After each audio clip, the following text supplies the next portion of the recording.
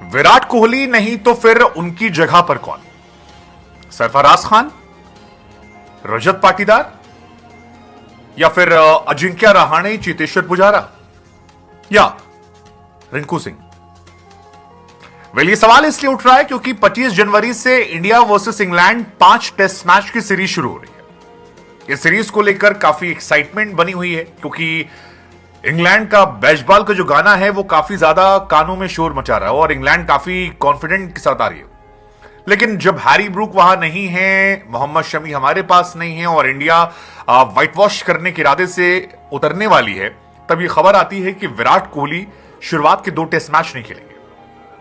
आपको याद होगा विराट कोहली अयोध्या में रामलला की प्राण प्रतिष्ठा थी, वहां पर भी नहीं गए थे और तब भी काफी शोर उठा था कि विराट क्यों नहीं, क्योंकि शुरुआत में खबर है कि विराट जा रहे हैं। लेकिन बाद में पता लगा कि विराट कोहली शुरुआत के 2 मैचेस में किसी पर्सनल रीजन की वजह से नहीं जा पा रहे। वो पर्सनल रीजन क्या है वो किसी को नहीं पता। उसी पर्सनल रीजन की वजह से शायद विराट कोहली और अनुष्का यहां पर भी नहीं पहुंचे थे और उसके बारे में किसी को जानकारी नहीं। सिर्फ इतना पता लगा कि विराट ने बीसीसीआई, रोहित शर्मा और सेलेक्टर्स को कहा कि वो हमेशा इंडिया को रिप्रेजेंट कराते हैं, लेकिन कुछ पर्सनल चीजें ऐसी हो गई जिसकी वजह से वो पार्टिसिपेट नहीं कर पा रहे। और इसी के बाद सवाल हो गया कि सरफराज खान, रजत पाटीदार, चेतेश्वर पुजारा, अजिंक्य रहाणे या रिंकू। अब इस पैरामीटर की कहानी है कि अगर आप एक्सपीरियंस पे जाओगे तो मेरे हिसाब से एक्सपीरियंस पे सबसे पहला हक बनता है चेतेश्वर पुजारा का। पुजारा इंडिया के टेस्ट क्रिकेट में बैकबोन रहे हैं, हाल फिलहाल में दोहरा शतक मारा है, 20,000 रन जो हैं फर्स्ट क्लास में पूरे किए हैं। तो पुजारा के पास ऑप्शन बहुत अच्छा है। लेकिन पुजारा के साथ डिसएडवांटेज ये है कि उनकी उम्र 36-37 साल है।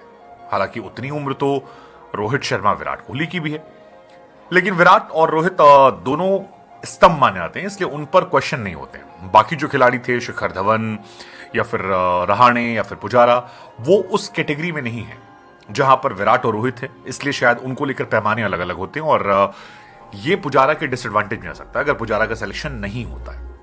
पुजारा सेलेक्ट होंगे, सबको खुशी होनी चाहिए, नहीं होंगे तो फिर कहानी अलग है। दूसरा नाम जो मेरे हिसाब से निकल कर आ रहा है वो आ रहा है रजत पाटीदार का। रजत पाटीदार का नाम इसलिए आ रहा है क्योंकि रजत पाटीदार ने हाल फिलहाल में अहमदाबाद में इंग्लैंड ए के सामने 151 रन की पारी खेली और इस मैच में सरफराज खान सिर्फ 4 रन बना पाए थे। हालांकि सेकेंड इनिंग में सरफराज ने अर्धशतक मारा, तब रजत पाटीदार 4-5 रन बना पाए थे। लेकिन इन दोनों को लेकर भी काफी चर्चा चली क्योंकि प्रैक्टिस मैच में भी रजत पाटीदार ने शतक मारा।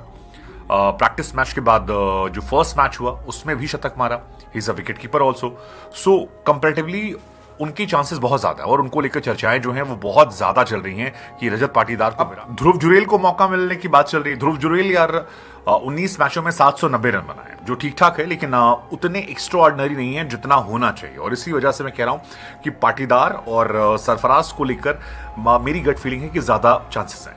उसकी वजह है पुजारा को थोड़ा सा वो ओल्ड एज ग्रुप में डाल रहे हैं कि किसी नए प्लेयर में इन्वेस्ट करें जो लंबा खेल कर जाए, और वैसे भी टीम जो है नहीं बन रही। हालांकि इस टीम में अगर एक्सपीरियंस डाल दिया जाएगा तो भी मेरे हिसाब से बुरा ऑप्शन नहीं, क्योंकि आपके पास ऑलरेडी बहुत सारे नए प्लेयर हैं। शुभमन गिल नए हैं और राहुल को भी अभी बहुत स्टैब्लिश नहीं हुए टेस्ट क्रिकेट में, श्रेयस अय्यर को स्टैब्लिश होना है, यशस्वी जायसवाल नए हैं। तो उसमें अगर एक और प्लेयर ऐड हो जाता है जो एक्सपीरियंस वाला तो वो कमाल का होगा। लेकिन सरफराज को लेकर भी चर्चाएं उतनी तेज हैं और सरफराज के बारे में बात चल रही है। सरफराज का बनता है इसलिए क्योंकि सरफराज ने 2-3 साल में, 2-3 ईयर में लगातार बैक टू बैक रन बनाए और बहुत रन बनाए, बहुत ज्यादा रन बनाए। ऐसे में उनको लेकर भी सिलेक्शन की जो बात है वो बेईमानी नहीं है। सरफराज को कई बार पहले मौका मिलना चाहिए था, अब क्यों नहीं दिया गया ये अपने आप में हैरान करने वाली बात है। रजत पाटीदार का इसलिए बनता है, रजत पाटीदार ने इंग्लैंड लायंस के सामने पहले प्रैक्टिस में 111 देन 151 मारे, तो वो उसकी वजह से थोड़ा सा उनका स्ट्रॉन्ग जोन हो रहा है कि शायद पहली प्रायोरिटी नहीं मिल जाए। लेकिन सरफराज नेवरलेस, और सरफराज ने सेकेंड इनिंग में 54 रन बनाए थे जब बाकी संघर्ष कर रहे थे। रजत पाटीदार 4 बनाकर आउट हुए थे। तो इन दोनों को लेकर चर्चाएं भी बहुत स्ट्रांग है। इसके अलावा जो कुछ और नाम भी चल रहे हैं उनमें एक नाम रिंकू सिंह का है। रिंकू सिंह ने हाल फिलहाल में कई जगहों पर परफॉर्म किया है और जबरदस्त परफॉर्मेंस की है। उनको लेकर भी चल रहा है कि अगर उन्हें मौका मिलता है तो वो भी कमाल की परफॉर्मेंस दे सकते हैं और उनसे भी काफी अपेक्षाएं जो हैं वो की जा रही हैं। अजिंक्य रहाणे जिन्हें बाहर कर दिया गया टेस्ट से, वो भी उम्मीद लगाए बैठे हैं कि उन्हें मौका मिलेगा तो वो भी शानदार करेंगे। ध्रुव जुरेल एक विकेट कीपर के तौर पर रिप्लेसमेंट हो सकते हैं।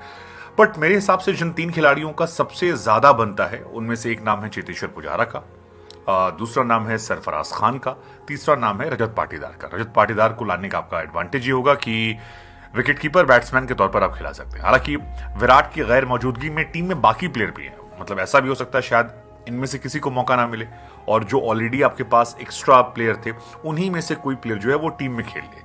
लेकिन आपकी नजर में वो कौन सा खिलाड़ी है? सरफराज खान, अजिंक्य रहाणे, चेतेश्वर पुजारा या फिर रजत पाटीदार, रिंकू सिंह, ध्रुव जुरेल, जिसे आपको लगता है कि इट्स हाई टाइम अगर इस खिलाड़ी में हम इन्वेस्ट करेंगे तो ये खिलाड़ी हमें परफॉर्म करके दे जाएगा? कौन सा वो प्लेयर है जो आपको लगता है कि किसका बनता है? मेरे हिसाब से एक्सपीरियंस पर बनता है पुजारा जी का।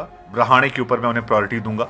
रजत पाटीदार का प्रैक्टिकली बनता है परफॉर्मेंस देखकर, सरफराज का इमोशनली बनता है बैक परफॉर्मेंस देखकर, और रिंकू तो सदाबहार खिलाड़ी है, उनको आप कहीं फिट कर सकते हैं। आपका फेवरेट? अगर आपको वीडियो पसंद आई है तो लाइक करें, चैनल को सब्सक्राइब करना ना भूलें।